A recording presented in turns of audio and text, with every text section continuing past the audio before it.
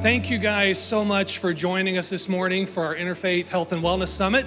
During all this chaos that we've had over these last few years, it has been people like you that have been in the trenches and have been helping connect your fellow human, your community, to the resources and opportunities that they need to have hope. Anthem is really proud to be a part of this event and to sponsor this. This is our 6th consecutive year. I am especially proud that we were able to continue doing this during COVID. We know that in times of need, people turn to the faith community. It might look like Meals on Wheels or a ride somewhere like we do through our AAA programs. It might look like a safe place for an individual with substance use disorder to live. Or it might now look like 988 when you're in crisis and you don't know where to turn. We know that you're already working every single day in your communities, in your congregations, to improve people's health and their well-being. You're working person by person, and you're addressing the needs of the whole person. That's what we're here this morning, is to celebrate and to thank you for reaching out and for being the person in your community that was needed to help people connect to resources, to help them thrive and have hope during these difficult times. I wanted to share one of the prayers of the prophet Moses. He said, "My Lord, strengthen me, and we will glorify you, and we will remember you much." May God have mercy upon all of us and make this a very fruitful and beneficial meeting for each and every one of us. God bless you. It is just wonderful to have you all be a part of our panel.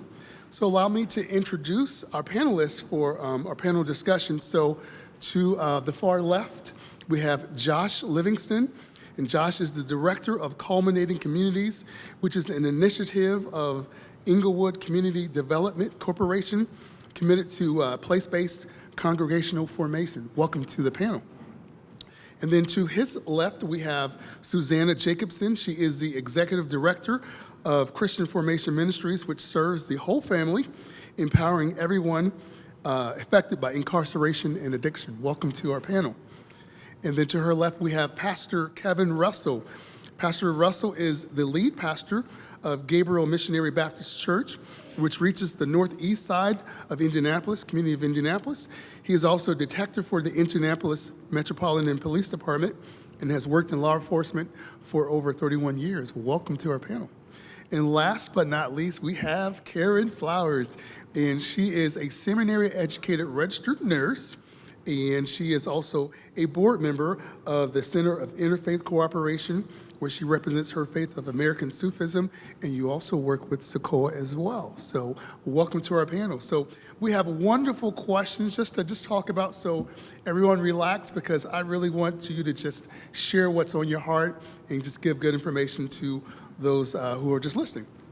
So as you know, our theme, as we've discussed, is culminating hope and resilience. So let me start by asking you all, how are you cultivating hope in the communities you serve that I'm sure are facing challenges? For example, lack of resources, housing, addiction, etc. How are you cultivating hope in your community? So I'm going to start with you, Karen. So I am a caregiver options counselor at Sequoia, Aging and In-Home Solutions. And he does mention that I am a seminary educated registered nurse. So everybody knows there's a whole story behind how I got there. Started in health insurance, had a crisis of faith, went to seminary, and was in seminary during the pandemic, and had the audacity to think that I could get a master's of peace and social transformation, thinking that I could enact positive change in my community.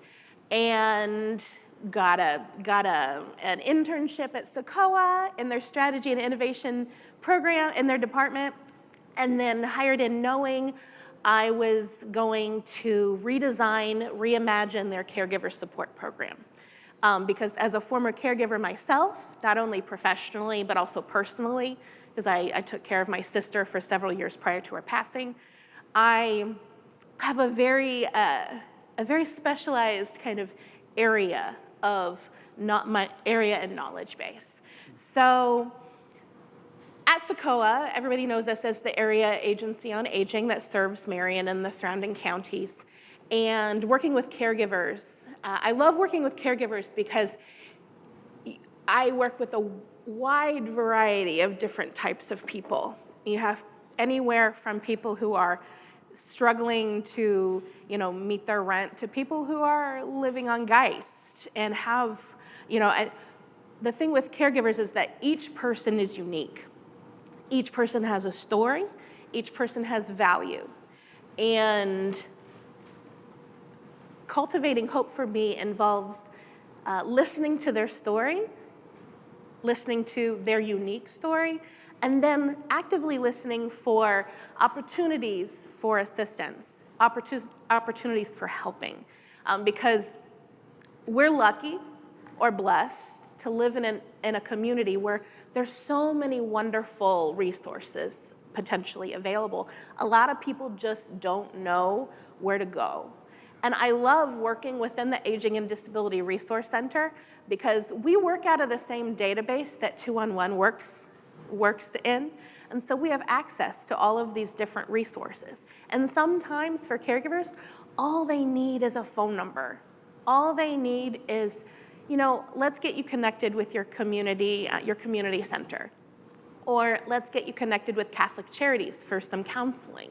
Or let's get you connected with the Alzheimer's Association for a support group.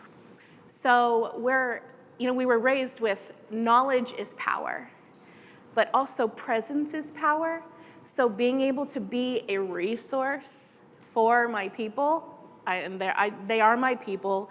I take ownership for connecting them with the information that they need while also just being present for them and saying, you know what, you're not alone.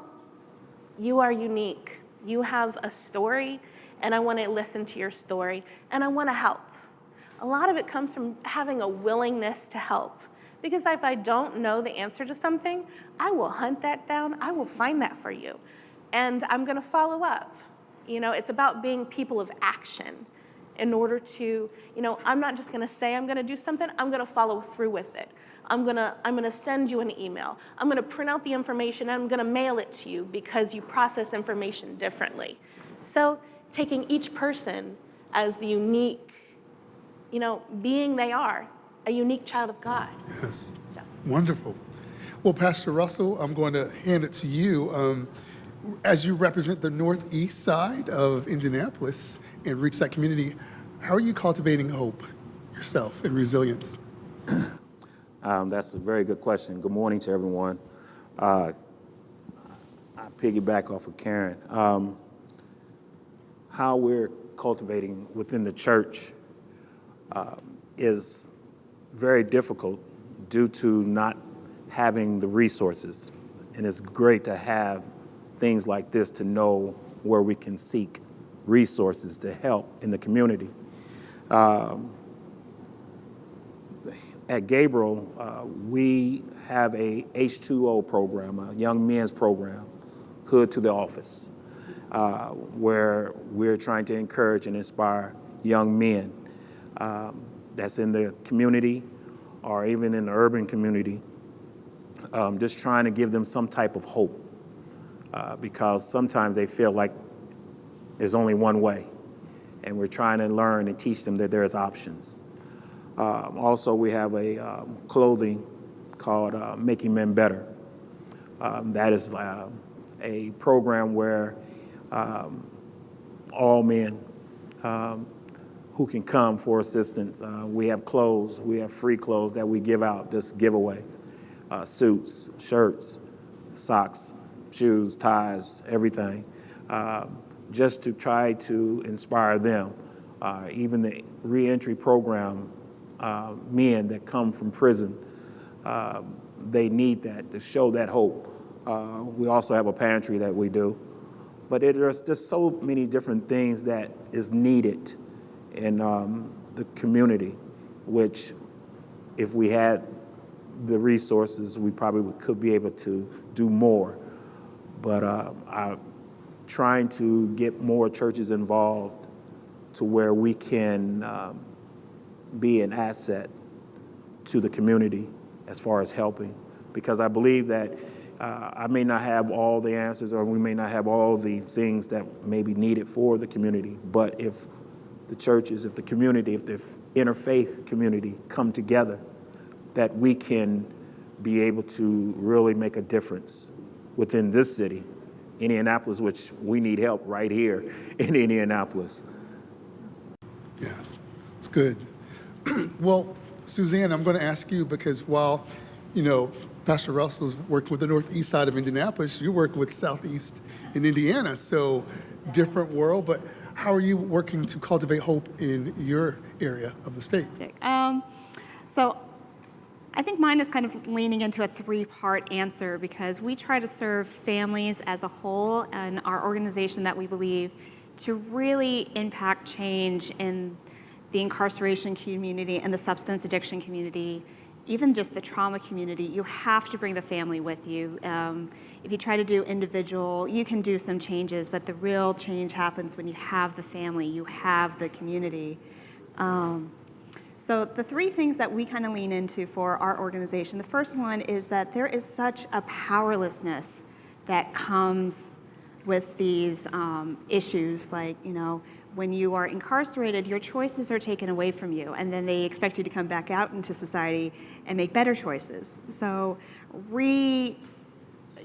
introducing somebody to how to make those strong choices, to learn how to problem solve, you're not only dealing with heart and soul, you're actually redeveloping a brain that has been transformed by trauma, culture. If we're dealing with, and I'm sure some people have even seen it, third, fourth generation substance addiction, or even dealers. We've met grandmas in prisons and jails who actually take up the family business and show the family. So walking someone through the process that they are not powerless through whatever they're going through, it feels that way, but giving them the courage to step forward and actually start making that first step, that's a really big foothold for us. The second two, I'm going to highlight our children's program for this, because this is probably where we get the most highlight. The second is that, kind of leaning into the celebration of the individual, their uniqueness. When we do our summer camp programs for kids who've experienced incarceration and substance addiction, the best day out of the week is our birthday parties. They are my absolute favorite experience. In 5 years, I have celebrated 52 first-time birthdays of young people who have never had cake, balloons, presents, or even... You're going to make me cry, okay? And it's, we even just having an experience where a young man who just recently lost his father to an overdose, and you hand him his gift, and you're just like, I've never had a positive birthday experience. It's always been about my dad. And you give him that opportunity, or you do the princess party, and you see girls dressing up and, feeling safe to be themselves, possibly for the first time. So it's just kind of like throwing safe prom, which is absolutely fantastic. And celebration of the individual is a huge, major role of how we cultivate hope. And probably the biggest thing is grief and loss. When you're dealing with substance usage, when you're dealing with incarceration, it's trauma, and it is devastating. And there's not enough Bible Band-Aids or, well-meaning to do get well cards that make it better. When you're dealing with incarceration, when someone passes away in your family, in your congregation, they're going to show up with meals, and they're going to show up with babysitting services. So you have time to process. When substance addiction is in your home, or incarceration is in your home, it's a scarlet letter on the family. They're not getting the help they need. It's just stepping away. And having a family get the opportunity to grieve that loss is, as hard as it is such a pathway to hope, because they feel safe, they feel heard. going back to our camp experience, you really are experiencing. Thursday nights are a memorial wall experience, and it's like having 100 funerals back to back to back. It's just, you hear the worst of humanity on those nights, but the kids and the families respond to it so strongly.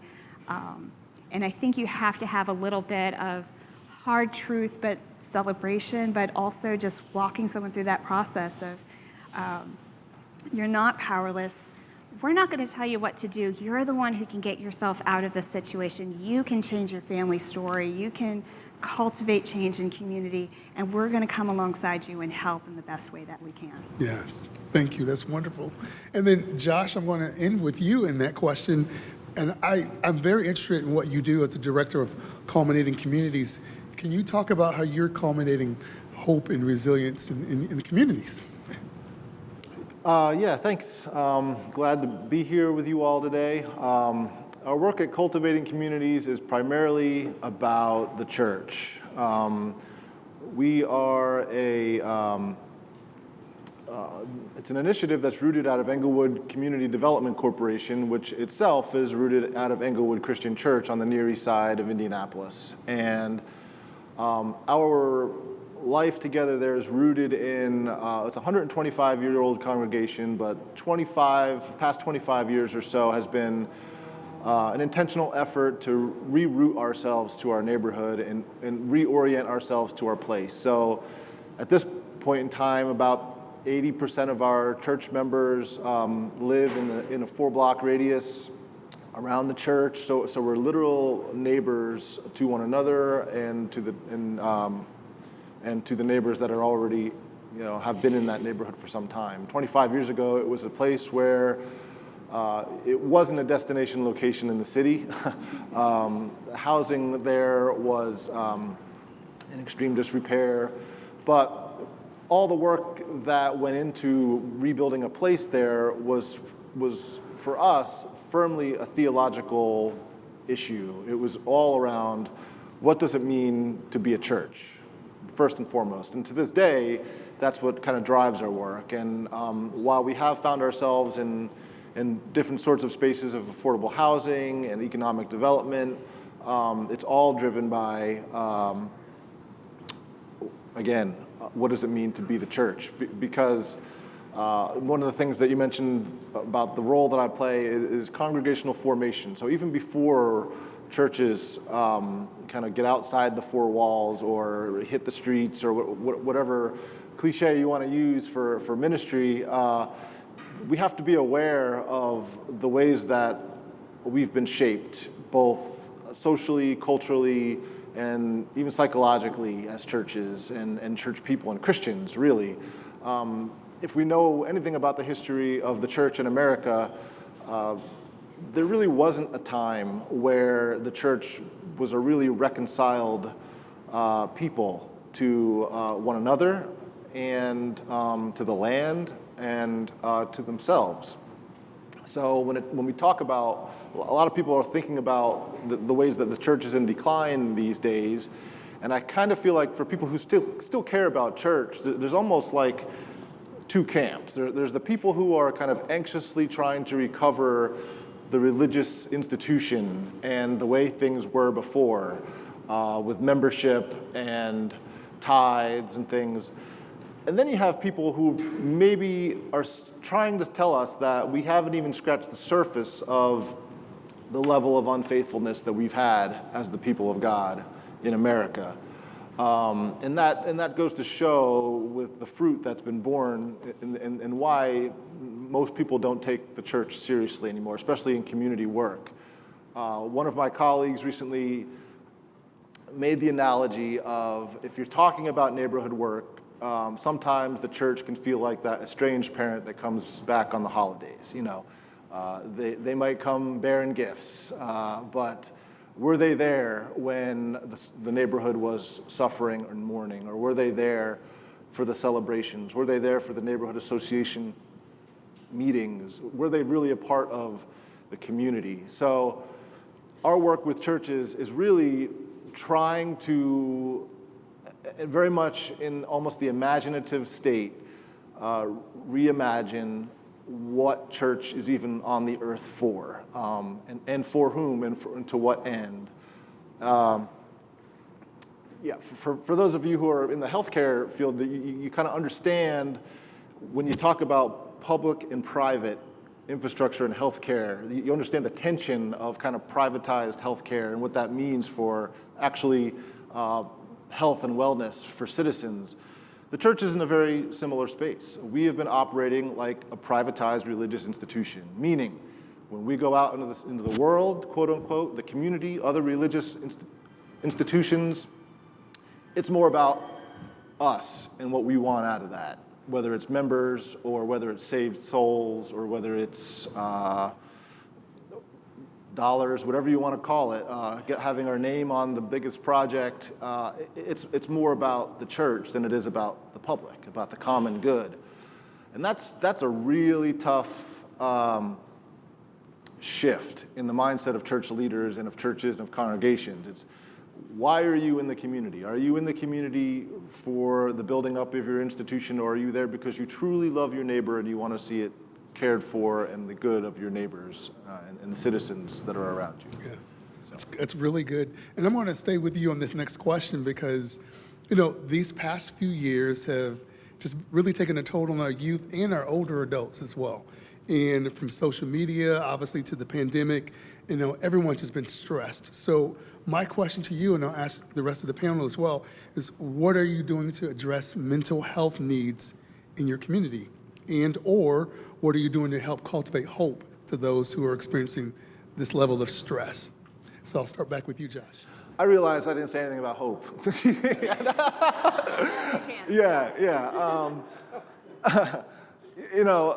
The hope that, I'll start with that. So for me being a Christian, the hope is in the promise that God has made of reconciling of all things.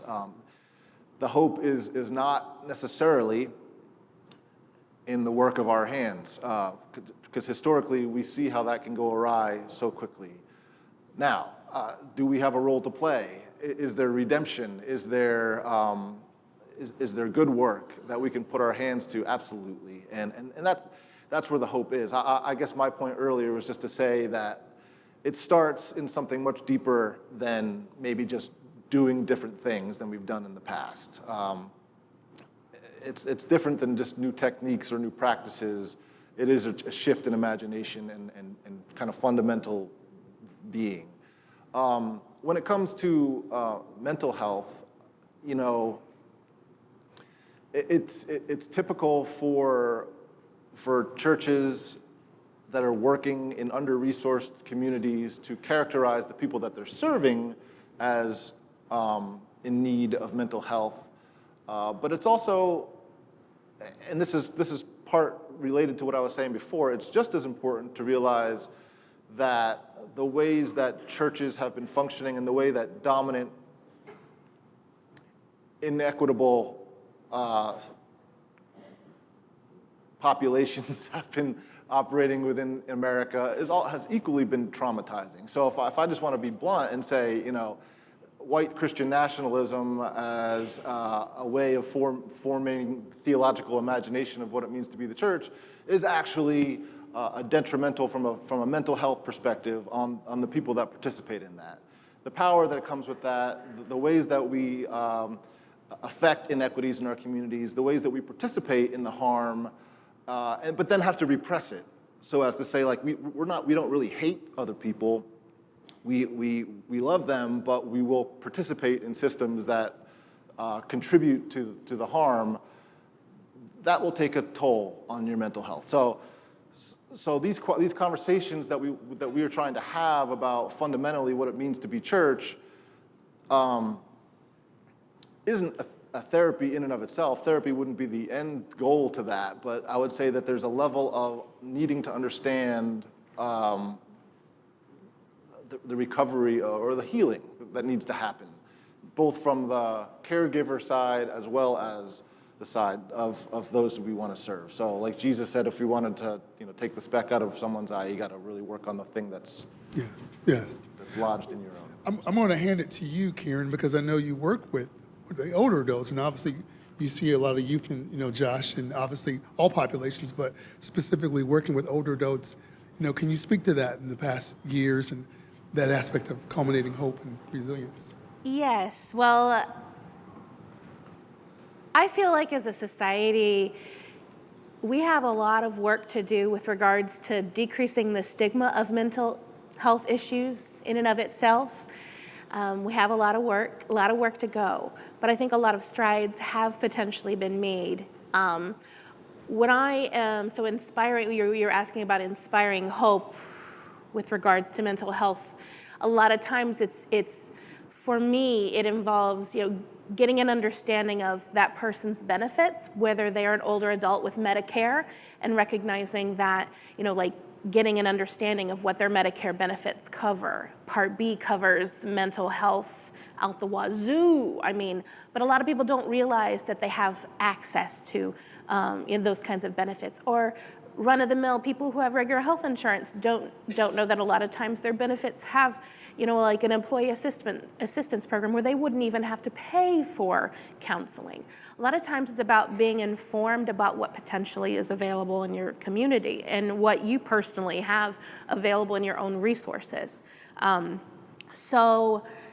Cultivating hope. So it's the logistical side of each unique person's potential benefits, while also working to shift the stigma, recognizing that more people have mental health challenges than do not.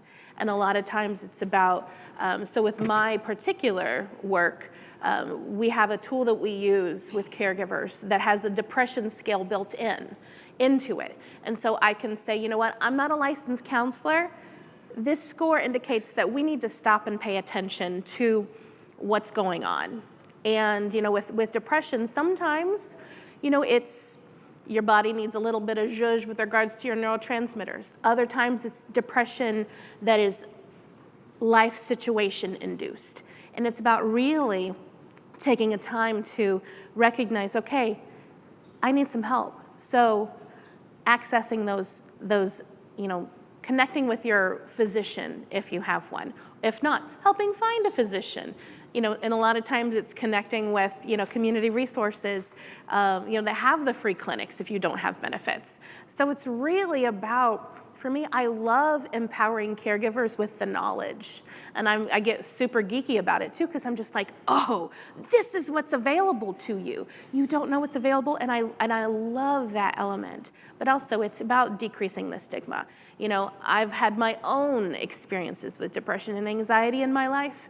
And I think that each recognizing that and being open with that, saying there is light, and whatever there's no easy pill, there's no easy fix. But a lot of times it's, as humans, we're on this earth to learn. And sometimes we have some hard lessons.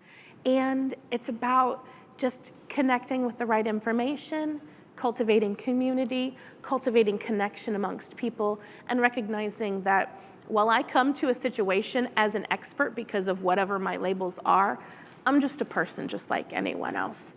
And it's about empowering that person to own their story and recognize there's value in that story. And particularly when it comes to, if somebody's done some quote unquote bad stuff in their life, that stuff has made you who you are today. You cannot change the past, but you can change your future by the conscious choices you make today. And so you can always move forward, as long as you have breath in your lungs, as long as, you're moving your body, you can make a change. And so that ties into the shifting of the stigma, but yeah, so. No, that's good. That's good. Thank you. So I have such good questions, but in the interest of time, I'm going to move on to my next question. I'm going to work with you, Suzanne, in this one. As everyone may be aware, September is National Recovery Month, and many individuals are facing challenges with substance use disorders, and their families have been fractured. How do you, as faith leaders, encourage individuals and families to keep going and support them on their recovery journey? So I'll start with you, Susanna. Oh, that's such a loaded question, and we don't have all day to be here. If anyone needs my card after today, that's great. In our community, we have such a unique relationship to just the substance recovery community, as a whole. And there's so many amazing different groups that are handling this devastating disease. I think the biggest thing for us, like when it comes to like prevention, if you can get hold of a young person early enough, and something I would even just encourage for everyone who has a congregation or a nonprofit group, if you are not trauma informing your community, if you're not studying adverse childhood experiences and positive childhood experiences, if you're not studying trauma brain and how that triggers from 0 to 18 years old, how that affects brain chemistry and brain development, I think our organization becoming trauma informed has probably been one of our strongest pushes that we've been capable of doing. For young people, it comes back to, when we start all of our programs for our young people, we make the statement of just like everyone here has something in common. Everyone here has been touched by incarceration. I'm going to get touched up here. Everyone gets touched by incarceration. Everyone gets touched by substance addiction. This is a safe place to talk, and you can just bring that up to any point, any place, any time. We have amazing support with our local jails and prisons in our community, so our chaplains are able to go in and out and create long-term relationships with individuals coming in and out of the system. And this might be my hot topic thing that we've been touching point, because our chaplaincy have been starting to ask the question, looking at recovery rates and knowing that there are some successes, what are we doing for our families who have a loss? And I think that has actually been one of the biggest pushes that we've started to do for our community, is recognizing if we are going to treat substance addiction as a disease, we have to be starting to be honest with some of our families and like, have you thought of an end of life plan for your loved one? Have you thought about funeral arrangements? Who's going to take care of the children if there are youth involved? There's so many opportunities that we're leaning into that. Like we're even talking to our coroner's office and seeing how we can be a better support for individuals coming in through that. Right. So it's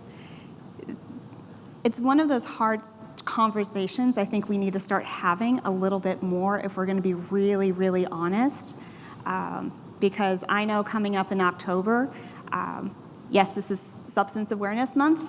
October for our community, every single year, we have probably more overdoses during the month of October in our community than any other time. And with things like rainbow fentanyl coming onto the street right now, it's not going to be a really pretty season, but you can cultivate hope even when you have the worst outcomes out there. Yeah. I'm going to hand it to you, Pastor Russell. In saying that, that same question, can you talk to that aspect of, recovery and how you're seeing that perhaps in the church, in your church? Yes, Brian, encouraging.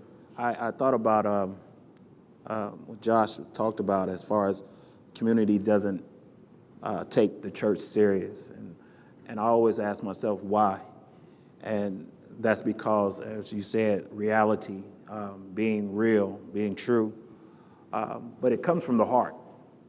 And the church have to first realize that it have to come from the heart, the love, because we all have fallen short. We all have experienced death, family members or yourself incarcerated, family members who have OD'd and died. We all have gone through different recoveries. I had a 14-year-old son that died of an asthma attack and went into cardiac arrest. So, we all are going through, but to get through it, you have to have people that are around that have that love. It comes from the heart. And so we realize that so much is going on. It's not like it's small. This is a big issue that we have, especially with the mental health, and with, like you said, Suzanne, about the fentanyl and all that coming out. We're experiencing that within our law enforcement, that we're receiving more overdose cases than ever. And so as a community, as an interfaith community, we have to come together. It's a must, but it got to start from the heart. Yes, yes. And, I'm going to stay with you. And on this next question, you guys could talk just a little bit louder so those in the back can hear you as well. But for you as a pastor, obviously working with those in your community, but also working as a detective with the police department here in Indianapolis, for those seeking a second chance in life, how can the faith community help those re-entering society from incarceration to a world where communities may not be accepting to them? And how might, you be helping those individuals and their families? Well, we have to learn how to open up, and as I said again, about love and not being judgmental. I think a lot of people run away and they shy away because people are so judgmental. And so what I mean by that is that here people are trying to get a second chance, and we're not really giving them the second chance. And entering back into the world. We have many that may have made a bad choice and became homeless, or made a bad choice and taken a drug that they thought maybe was going to help them, just give them make them relax. But we have to think about everybody, even myself. Need second chances. I receive second chances, third chances. Now I won't go into why, but but no. But yes, we all need second chances. Gotcha. Josh, I'm going to hand that same question to you as you work with cultivating churches in the community. Can you speak to that as far as those re-entering society, re-entering those communities? How are you working to help those people? I guess it's important to always. It's important to change the lenses from which we're seeing the world around us. So we operate. We really hope and pray that we can lean into an asset-based lens for doing community work, meaning that we it's a discipline to try and see the giftedness of those around us, first and foremost, the giftedness that's inherent to them given by God. And if you practice that, if you cultivate that, yes, it obviously helps with building community among the people that you're closest with, but that will, in a more natural sense, kind of flow over to people who are either returning citizens or looking for second chances. It helps with that judgmental kind of posture of thinking of them as needy or of a problem or something to be solved or fixed, but more as a child of God that's endowed with gifts and has potential. And just by seeing people that way, you engage them in that way, and you're also building a community or building a world where you have actually a place to welcome them into as well, opportunities and resources and things like that. So yeah, there's practical ways that happens. We work in affordable housing quite a bit. So, one of the assets, in a literal sense, assets that we have is housing units. So we partner with folks like Exodus Refugee, and we partner with folks like we have some relationships in our affordable housing, people who are coming out of addiction and things like that, and so we can use the resources and the assets that we have to provide a space, to show hospitality and connect them with other partners that we work with. Yes. And I'm going to hand that to you, Susanna, because I know specifically you visit people that are incarcerated. So can you speak to this same question? Well, I think I'd probably say, as congregations, it's, we monitor very closely groups in our community, nonprofits, and even houses of faith who have a strong relationship. Like I can always tell there's a major difference between a congregation that will say to me, oh, we will invite everyone to our table, but maybe they have an attitude of, hey, stay away from my daughter kind of mindset. That kind of happens a little bit more than we care to say. I'd also kind of lean into, it's if we really are going to be a place of faith and be people who are incoming, it's are we really informing ourselves about the needs of the people that we're trying to tend to? Is there people in your congregation that are Narcan informed, who are prepared if an overdose happens in your community? How difficult the housing market is, or the job market can be for somebody who is coming out of the system. We're aware that one of the easiest things for a lot of our people in our community, the first thing they get when they get out of jail, they got to have that cell phone. So are we using tools and systems that get all the supports that they have in place on the one tool that they're going to try to grab when they're coming out? And I think those are some very handheld, easy tools that you can have in place to make sure you're taking care of this community group. And also just having a great, I can't say this enough, if church community leaders have the ability to have a relationship with local government, because I can tell you right now, there are so many of the politicians and local community leaders who are begging for the faith community to come sit down and have a seat at the table, because they actually do want us to be part of the conversation. So if you don't know who your local city councilman, county councilman is, you don't have the mayor on speed dial, that is kind of turning into a necessity, especially as we're turning into community nonprofits that are 70% grant funded and 30% private funded. That's kind of the norm for most nonprofit communities now. Are you ready to have all those things in place to make sure you get the funding and the people you need to take care of your actual community group? Yeah, thank you. That is really good that you bring in faith leaders and community leaders as well. So this last question, I'm going to start with you, Kieran.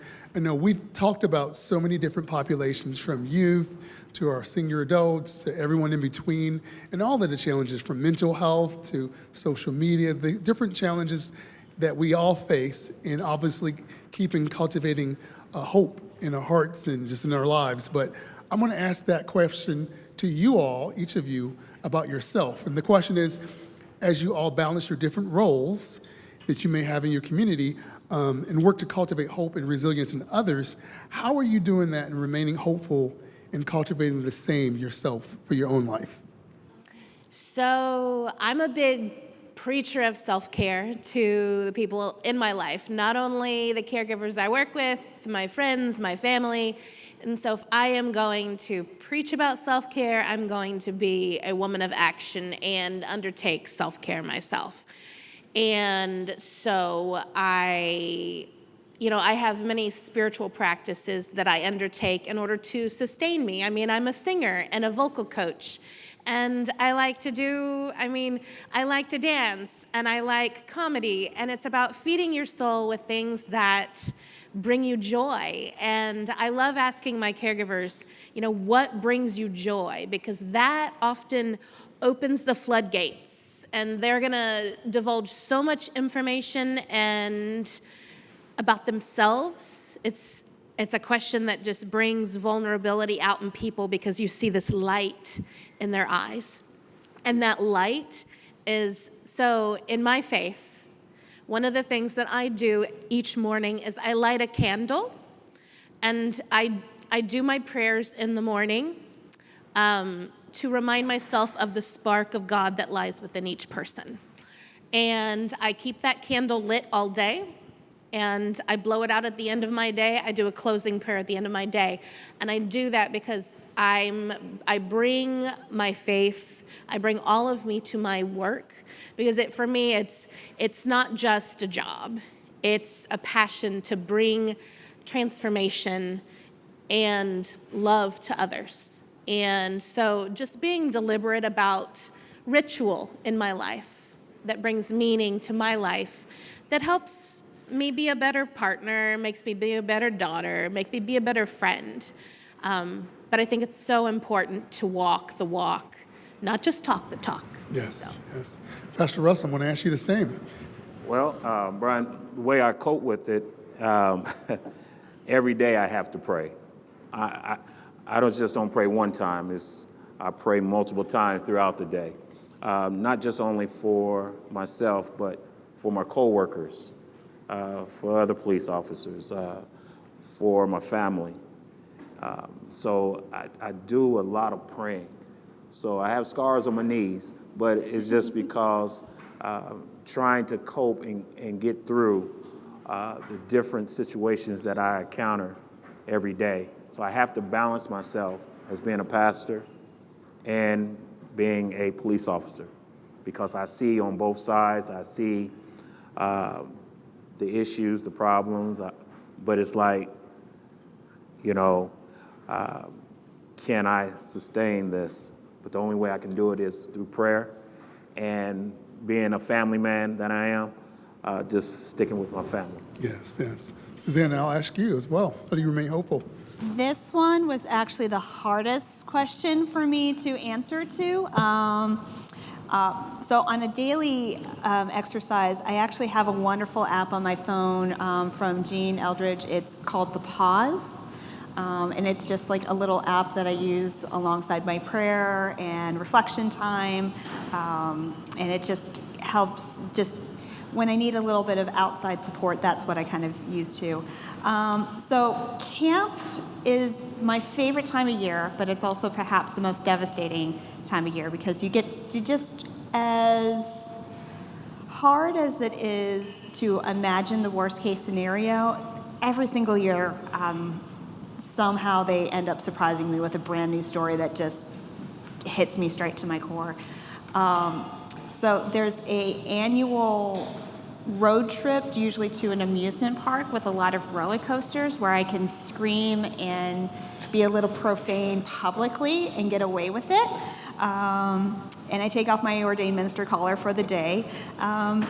I'm also been known, my staff also like to gather around me the day after camp, because I've been known to throw a few boxes here around here and just like say, this stinks and you stink and this is an awful person and how dare you. So, I mean, I think processing, you're going to go through the grief and loss stage for all of these circumstances. When you're in the works of care that we're in, it's like you have to have your grief and loss process for yourself. You got to be able to take breaks. And yeah, just don't be afraid to get mad sometimes too. Lastly, I want to ask you, Josh, how do you remain hopeful yourself? How do you keep encouraged? I'm really fortunate to be embedded in a church community that is in very close proximity, and it's just maybe sometimes walking next door to talk to one of my brothers and to have a conversation and really to stop and take a look to see how fortunate I am in that way, to be really surrounded by sisters and brothers in the faith, and it helps with changing that mindset from kind of the scarcity of like, things are not great and there's not much going on around me, to really beginning to see the abundance of giftedness that is present around me. And I'm really fortunate in that way, just to have close folks around. Thank you. I mean, you've all brought such wonderful wisdom to our topic today of, cultivating hope and resilience in our communities. And I just want to say thank you all. Audience, can we give it up to our panelists and show your appreciation? So the idea is this. We're going to give you a few minutes here in the directive quadrant to write a letter to yourself. But you're going to mail it to yourself. In about 6 months, this letter is going to arrive. We want you to articulate in your letter to yourself in 6 months from now, if you're successful, what will you have done? What will you have acted on that's going to help bring hope and resilience to your community? At this time, we'd like to recognize our 2022 It Is Well Community Star Award. Mrs. Robin Nichols is a health advocate with Crossroads AME Church. She is a truth teller, creative thinker, natural connector, and heart for the community. Would you please join me in congratulating this year's 2022 It Is Well Community Star Award, Mrs. Robin Nichols. Thank you all so much for coming in today. I hope that you all enjoyed everything from the speakers to the food, to meeting new people, to connecting with one another. Thank you again for joining us. I hope you'll take what you learned today, go back to your communities, and work to implement it. Thanks again. Have a great afternoon.